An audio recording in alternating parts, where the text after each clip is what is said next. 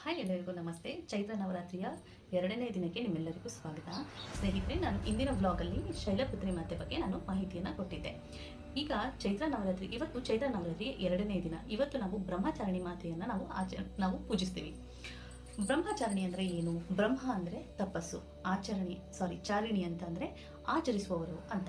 ಪಾರ್ವತಿ ಮಾತೆ ಭಗವಾನ್ ಶಿವನನ್ನ ತನ್ನ ಪತಿಯಾಗಿ ಸ್ವೀಕರಿಸೋದಕ್ಕೋಸ್ಕರ ಅಮರನಾಥ ಗುಹೆಯಲ್ಲಿ ಘೋರ ತಪಸ್ಸನ್ನು ಆಚರಿಸ್ತಾರೆ.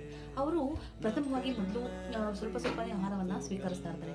ನಂತರ ಅವರು ಕೇವಲ ಅಲ್ಲಿರುವಂತಹ ಎಲೆಗಳನ್ನು ಮಾತ್ರ ಅವರು ಸೇವಿಸ್ತಾ ಇರ್ತಾರೆ.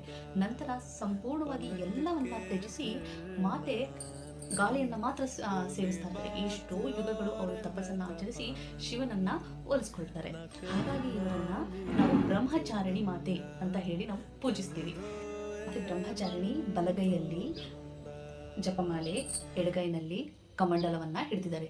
ಇದು ಧ್ಯಾನ, ಜ್ಞಾನ ಮತ್ತೆ ಅಚಲವಾದ ಸಂಕಲ್ಪದ ಒಂದು ಸಂಕೇತವಾಗಿದೆ.